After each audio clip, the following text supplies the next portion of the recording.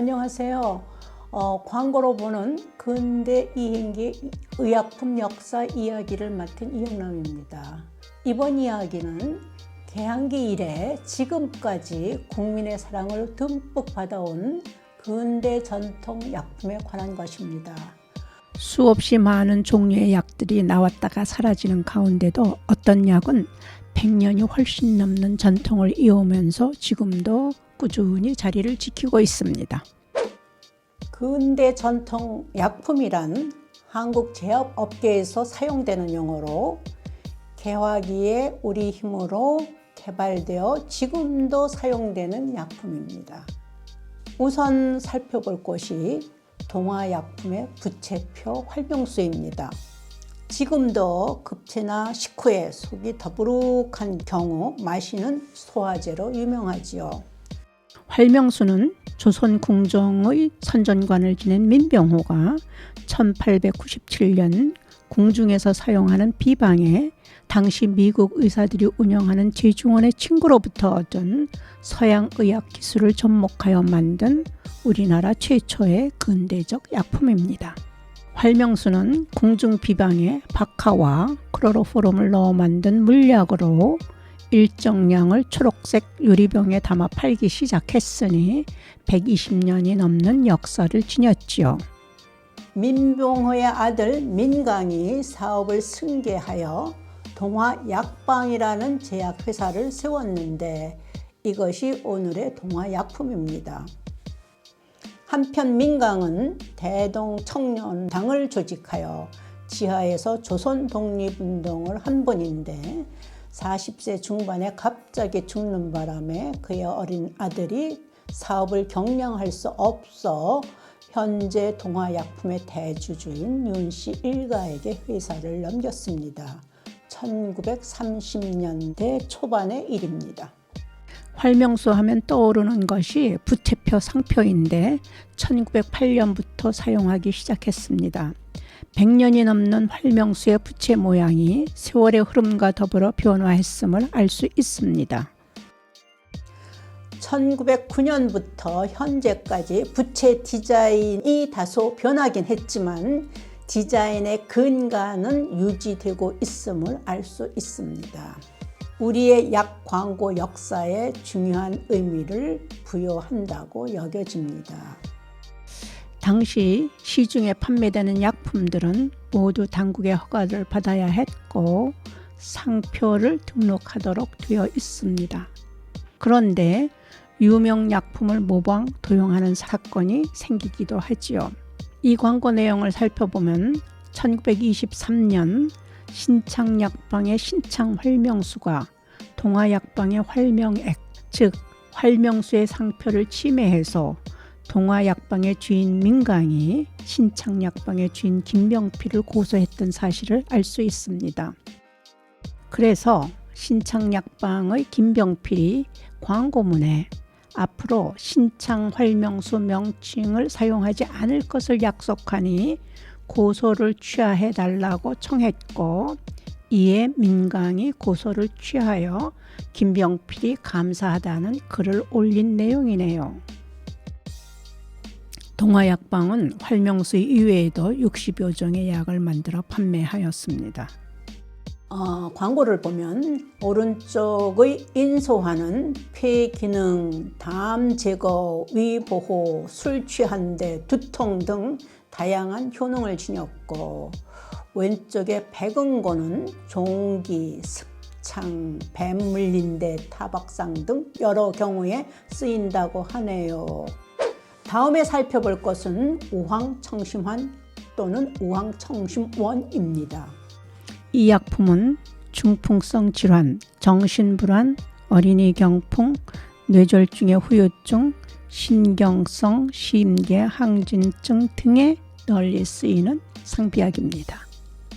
이 약은 인삼, 우황, 사향, 서각, 대두황건 등 30여 종의 약재로 만듭니다.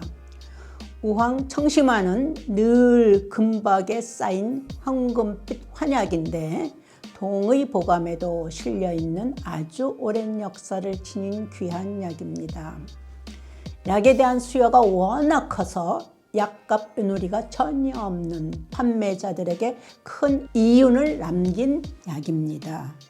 우황청심원을 주력 상품으로 기업을 일으킨 곳이 조선매약 주식회사입니다. 1920년 동아일보 광고에 조선매약 회사는 영신환과 함께 사향소하원, 우황청심원, 산삼청심원 등을 선전하고 있는데요. 사향소하원, 우황청심원, 산삼청심원은 효능이 비슷하지만 값에는 큰 차이가 있습니다. 귀한 산삼이나 오황이 등 산삼청심원이나 오황청심원은 고가이고 사향소하원은 상대적으로 저렴합니다. 지난 100여 년 동안 우황청심원을 처음 매약으로 상품화시킨 조선매약 주식회사의 주인이 여러 차례 바뀌어 오늘에 이르렀지만 우황청심원이란 이름은 변함없이 이어져 오고 있습니다. 이 슬라이드는 1985년 11월 16일 매일경제신문 기사입니다. 1956년에 조선신약이 처음 국내 생산 허가를 얻어 제소한 우황청심원의 시장이 날로 확장되면서 업체의 수도 증가하고 경쟁도 치열했는데 이는 우황청심원의 소비가 상당했음을 짐작하게 하는 기사입니다. 마지막으로 살펴볼 약은 각종 화농성 종기 치료제인 고약입니다. 가장 흔한 피부질환인 종기는 항생제가 널리 보급되어 사용되기 전까지 경험하지 않은 사람이 없을 정도로 아주 흔했습니다. 종기가 악화되면 목숨을 잃을 수도 있어요. 항생제가 없던 시절 종기 치료는 고약 담당이었지요. 가장 유명한 고약이 이명래가 개발 판매한 이명래 고약과 서울 청계천 사가 효경다리 근방에서 조근창이 만들어 판 조고약입니다. 이명래 고약, 조고약 말고도 많은 사람들이 나름대로 고약을 만들어 종기 환자를 치료했습니다. 우선 이명래 고약을 살펴보겠습니다. 바로 이 두 분이 한국인들에게 탁월한 종기 치료제를 제공한 분들입니다. 왼편은 드비스 신부, 오른편은 이명래입니다. 왼쪽에 있는 서양인은 1890년대 충남 아산 공세리 성당에 부임한 파리 외방 선교의 신부 드비즈입니다. 공세리에 부임한 신부는 너무 많은 사람들이 종기로 힘들어하는 것을 보고 자기가 가지고 있던 라틴어와 한문어로 된 종기약 처방에 근거하여 고약을 만들어 환자들에게 무료로 나누어 주었습니다. 효과가 아주 탁월하여 환자가 몰려들었습니다. 몰려드는 환자 때문에 교회 사역에 지장을 받은 신부는 성당에서 자비를 도와주던 소년 이명래에게 당신의 고약 비방을 전수했습니다. 이명래는 연구를 거듭하여 처방을 개선한 끝에 17살에 1906년입니다. 자기 이름을 붙인 이명래 고약을 만들어 팔기 시작했습니다. 값도 싸고 효능도 탁월한 이명래 고약의 명성은 전국적으로 퍼져 그의 집은 종기 환자로 성시를 이루었습니다. 그러면서 이명래 고약은 종기 치료의 명약이 되었습니다. 이것은 1920년대의 이명래 고약 봉투와 고약의 사진입니다. 봉투 겉봉에 신경통, 관절염, 루마티즘, 여드름, 피부병, 종기, 동상, 벌레 물린 곳 등 다양한 용도가 적혀 있습니다. 이명래 고약의 명성은 광고가 아닌 사람들의 입소문으로 퍼져나갔습니다. 1940년쯤 이명래 고약으로 악성 종기를 고친 일본인 장교가 그의 치병 경험을 총독부 기관지인 경성일보에 투과하였는데 이로써 일본인들도 이명래 고약이 각종 종기 화농성 질환에 대단한 효능이 있음을 알게 되었다고 하네요. 종기 치료제로 유명한 고약이 또 있는데 이게 바로 퇴락한 양반 조근창이 만들어 판 도고약, 조고약이죠.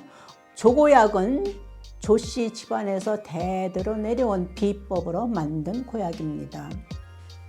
조근창은 1213년에 천일약방을 설립하여 조고약의 매약 제조 허가를 받아 대대적으로 매약 사업을 벌립니다. 여기에 1920년대의 천일약방 광고가 있는데 오른쪽을 보면 조고약이 조선 유일의 종증 치료에 성스러운 약이라고 쓰여 있어요. 천일약방의 조고약은 만주 중국까지 수출되었던 국제적 약품이었습니다. 왼편 광고에 의하면 천일약방은 조고약, 천일영신환, 삼룡강정환 등 매약 제조 및 판매뿐만 아니라 한약, 한약재를 무역하는 종합상사였던 것 같습니다.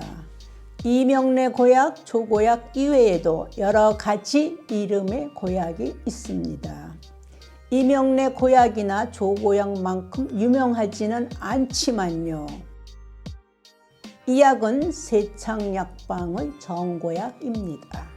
지금도 이명래 고약, 조고약이 제조되고 판매됩니다. 우여곡절을 거쳐 이 두 고약이 지금은 천우신약에서 고려 도고약과 밴드 형태의 이명래 고약으로 제조 판매되고 있습니다.